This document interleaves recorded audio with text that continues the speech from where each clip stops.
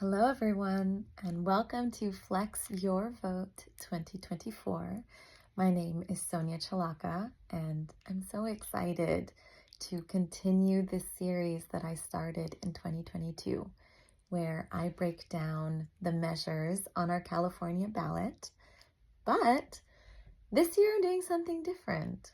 Instead of creating a video for each of our measures on the 2024 ballot, I've just chosen 3 issues that I'd like to talk about.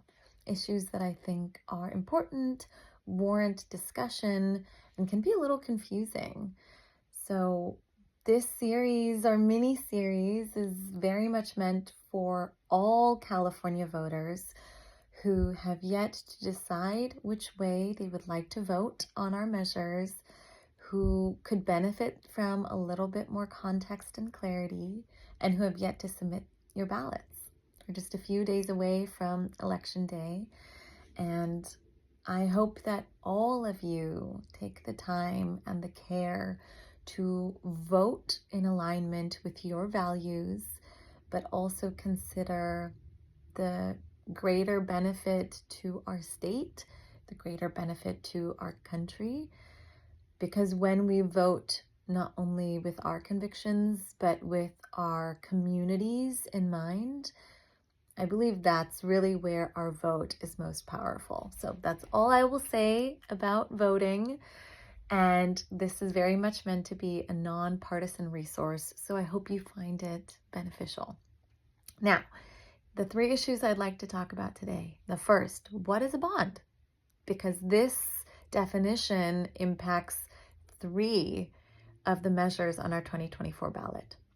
Second, breaking down Proposition 34. And third, breaking down Proposition 36.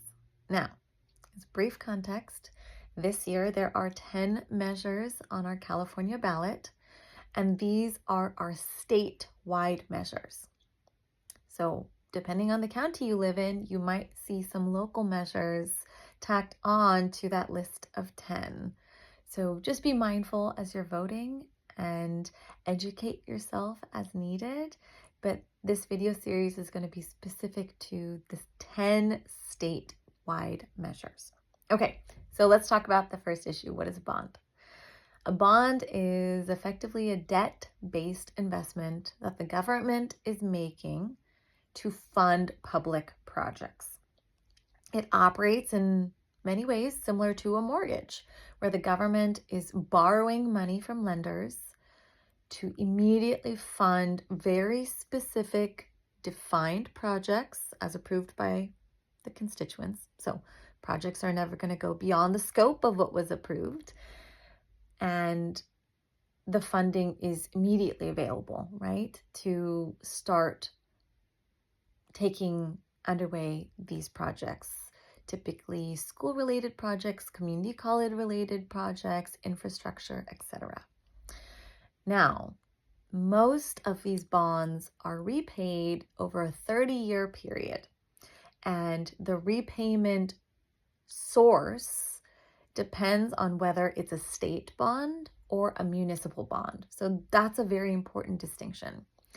A state bond, so as specific to the 3 measures on our state ballot, are repaid through our general fund.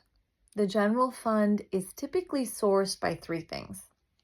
First is personal income tax, second, corporation tax, and third, sales tax. So all of these 3 revenue sources fund our general fund. And all state bonds are repaid through our general fund. And money is typically set aside in our general fund for repayment of bonds.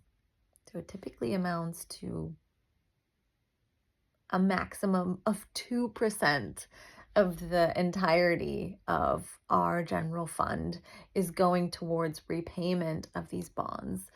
But like I said, this is effectively a 30-year commitment to repay with interest this borrowed money.